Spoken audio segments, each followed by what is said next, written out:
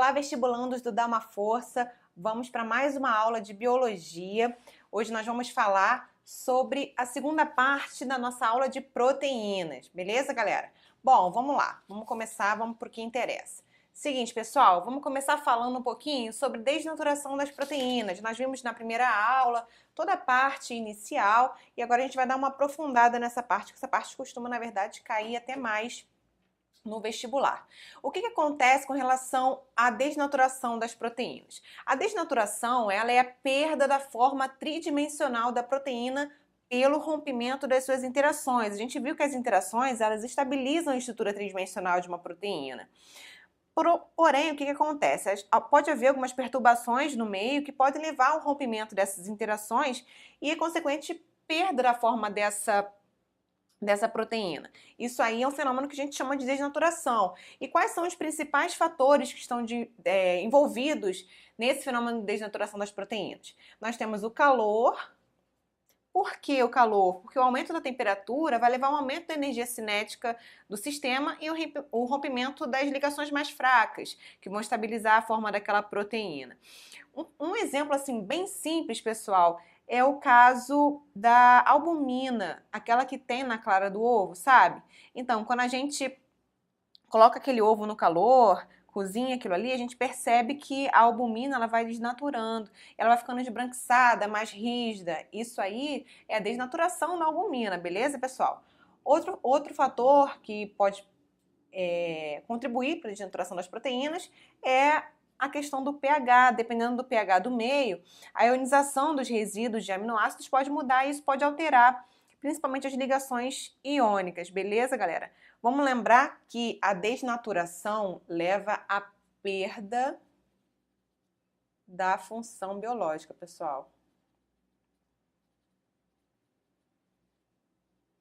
Na maioria das vezes ela é irreversível, beleza? Então, nós temos o calor, o pH, temos também algumas substâncias químicas que também podem causar desnaturação da proteína, mas o mais importante é mesmo o calor e o pH, beleza? Então, lembrando que ela pode provocar a perda, pode não, ela provoca a perda da função biológica, porque a gente viu que a estrutura tridimensional, ela tem super a ver com a atividade biológica daquela proteína. Beleza, pessoal? Então era isso que a gente tinha que falar sobre desnaturação. Vamos falar um pouquinho agora sobre as propriedades das proteínas. Propriedades e funções delas. Nós temos a função estrutural, por quê? Porque elas formam componentes celulares e extracelulares. Elas geralmente são frequentemente, na verdade, fibrosas. Por exemplo, a gente tem a actina e a miosina como exemplo de proteínas estruturais. Temos também as proteínas como transportadores. Elas transportam, armazenam substâncias no organismo. A gente tem, por exemplo, a hemoglobina. A hemoglobina ela vai, então, transportar o oxigênio no sangue. Temos também a ferritina, a mioglobina, tantas outras. Ela também tem a função de armazenamento, beleza, pessoal? Nós temos, por exemplo, a mioglobina, que ela vai armazenar oxigênio nos músculos. Outra propriedade dela é o fato delas serem também enzimas, pessoal. Seguinte, toda enzima é aquela história que a gente já sabe. Toda enzima é proteína, mas nem toda proteína é uma enzima. Mas as enzimas, elas são catalisadores biológicos e elas são mega importantes pra gente, tá, pessoal? Vamos falar mais dela adiante. E elas também têm a função de defesa. Nesse caso, nós temos os anticorpos, pessoal. Os anticorpos, eles são proteicos, beleza? Vamos falar então um pouquinho sobre as enzimas, porque isso aí é bem importante pra gente no vestibular. Seguinte, pessoal, nós vimos então que as enzimas elas são catalisadores biológicos, mas o que isso significa de fato? Significa que elas vão acelerar as reações químicas. Como assim? Elas vão diminuir a energia de ativação aqui. Nós temos aqui o gráfico que mostra a energia de ativação. Aqui nós temos os reagentes, eles precisam dessa energia de ativação e depois vão gerar os produtos. Aqui é um caso de energia de ativação sem uso de enzimas. Agora, quando eu uso uma enzima, olha aqui, pessoal, a energia de ativação necessária para essa reação acontecer e o reagente se transformar em produto é bem menor. Por isso que a gente diz que as enzimas permitem que mais produtos sejam formados em menos tempo. Beleza, pessoal? Essa é a principal função das enzimas. Lembrando que as enzimas, elas são super seletivas, elas são bem específicas, pessoal. Então, é aquele modelinho chave-fechadura.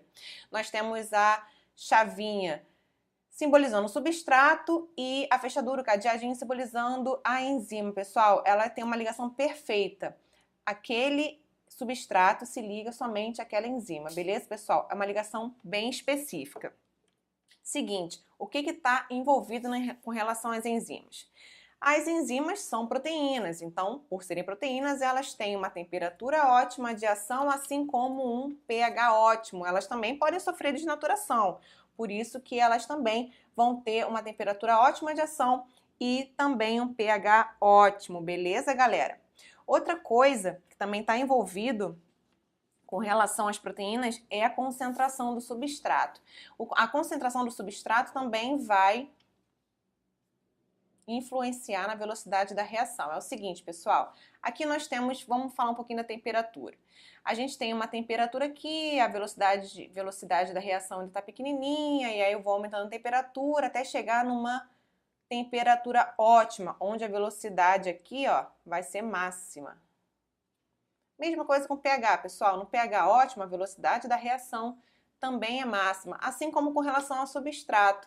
Mas no substrato tem um momento que, mesmo eu aumentando a concentração do substrato, eu não vou ter um aumento da velocidade da reação, porque todas as enzimas elas já vão estar envolvidas ali com o substrato. Então não vai adiantar eu aumentar a concentração desse substrato quando chega na velocidade máxima, beleza?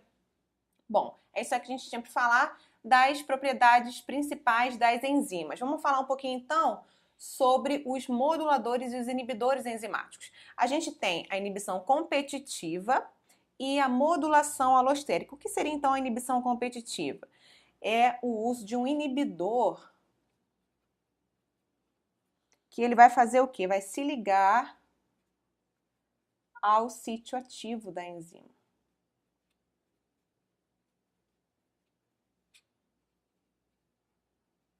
Então, pessoal, aqui no nosso modelinho, nós temos o cadeado representando a enzima. O sítio ativo da enzima, então, seria justamente a fechadurinha aqui dele. Esse seria o sítio ativo. O inibidor competitivo, o que ele faz? Ele se liga justamente aqui. Com isso, ele impede que o substrato, então, se ligue àquela enzima.